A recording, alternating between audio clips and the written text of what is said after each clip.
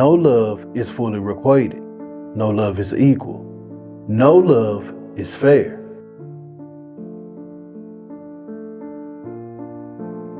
There's always one side that loves more, and you better not be that side because it suffers. A quote by L.J. Shin. It's a quote that needs no explaining. It's self-explanatory. And if you don't understand, maybe you will by the end of this story.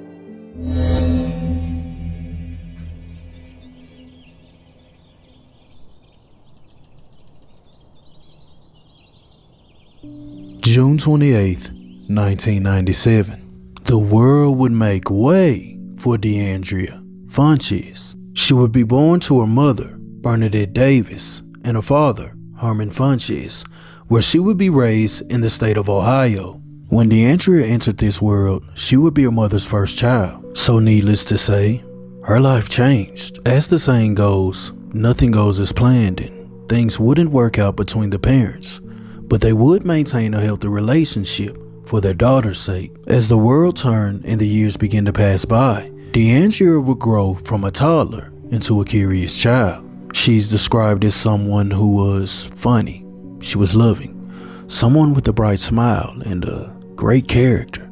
She would grow from that loving child into a teenager, where she would attend Bedford High School. As a teenager, she was someone who was athletic. She enjoyed basketball and volleyball. She was someone who enjoyed being outdoors and someone who loved the beach. Like a lot of teenagers in their high school years, she would become a bit rebellious. DeAndrea was someone who was strong-willed, but also strong-minded. She was someone who spoke her mind and didn't care what you thought about it. With that being said, this would often lead to trouble. Trouble that would prohibit DeAndrea from graduating from Bedford High. But by the age of 19, she would change. Things would work themselves out. She would decide that it was time to finish her education, and she would do just that, graduating in the year of 2016. By the year of 2017, she would come to find that she was pregnant and welcoming a son into this world. No, Daddy is not up here, boy. He downstairs.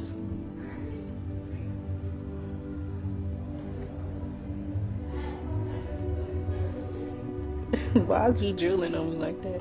She would bring forth this son with a guy who goes by the name of Mazio Arnold. He was a guy that she was head over heels for. She would often take to social media just to brag about him, saying how he was loyal, how he treated her right, how everything in her life at that moment seemed perfect.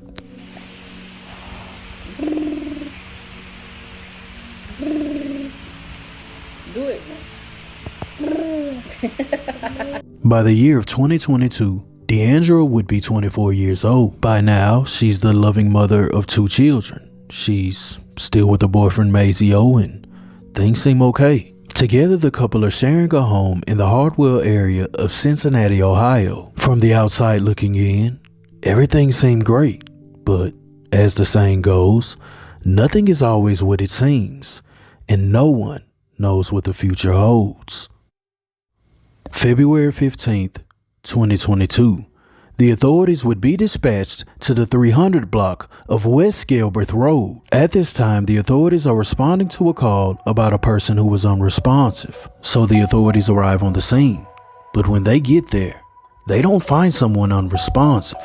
They discover a female who's deceased. In light of these circumstances, they would work quickly to get the backstory. The authorities would come to find that the 911 call was made by Mazio Arnold, and the deceased victim was in fact DeAndrea Funchess. When questioned about the situation, he would tell them that he had recently came home and found her that way. Mazio was then questioned on why his girlfriend would be deceased, and he told the authorities that he believes his girlfriend OD'd hours prior. Mazio is then taken downtown for further questioning, while they tape off the scene and further analyze it. As the authorities scour the home, they realize that nothing seems out of place. They didn't find any blood or anything to suggest that there was a disturbance. At this point, the authorities don't know much. They know they have a deceased female. They know that after analyzing the body, She had been there for a few hours, but what they didn't have was physical evidence that disputed what the boyfriend told them. Once at headquarters, Mazio would be questioned again. He tells the authorities that the day prior, they were partying, and then he left.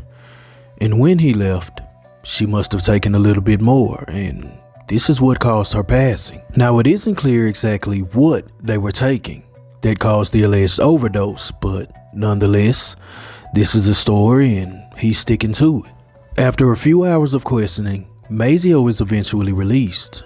He would then contact the family of DeAndrea and let them know the bad news, that she had OD'd and passed on. Meanwhile, the body of DeAndrea is being transported to the medical examiner's office. Upon observation, the coroner would observe no physical bruising, but there was something that seemed odd. They realized that whenever they moved her body, her head would begin to wobble. The problem with this is she passed hours ago, and with time passing, your body begins to stiffen. So the movement in her head at this point is abnormal. They make notation, and then they begin a full-on autopsy. While performing the procedure, they would discover that DeAndrea had internal bruising.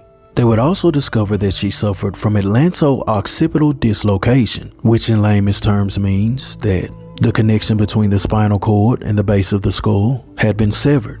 But even with those injuries, it doesn't prove murder. Mazio had told the authorities that she OD'd, and when people OD, some of them are prone to having seizures. And while having a seizure, you can sustain the same injury. For now, Mazio is clear, at least until the toxicology report returns. But that would take time.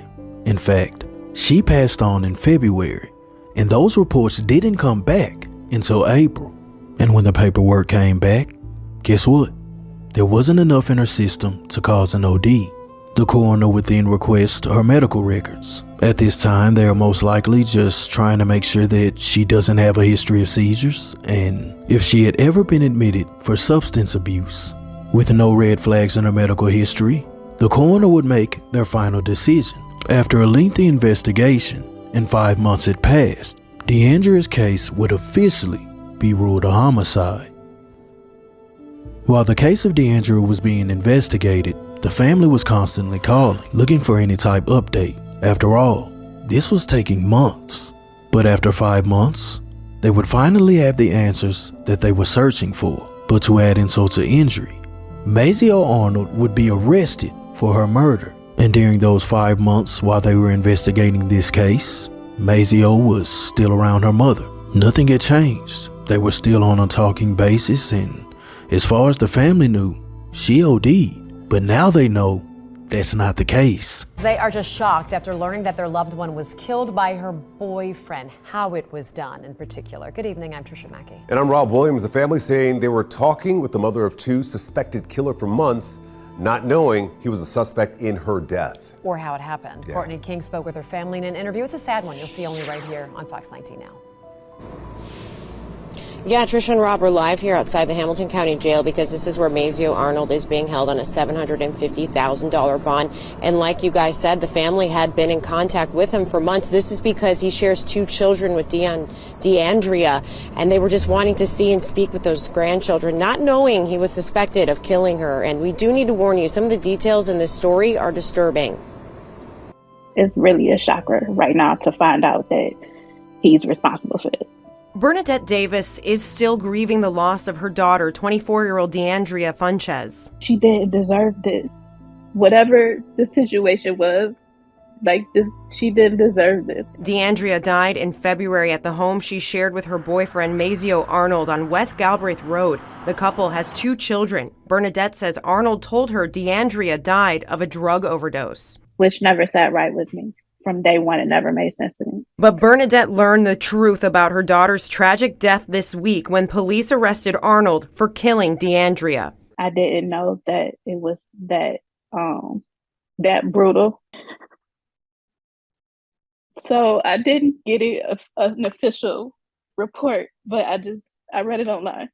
Bernadette says she's struggling to understand what happened. She had been in contact with Arnold for months to speak with her grandchildren. As far as I knew about him, he seemed to be okay. The kids loved him. They had issues, like any other couple, but I never in a million years would have thought that this would have been the outcome of that situation. I'm more or less concerned about the kids because now they've lost both of their parents.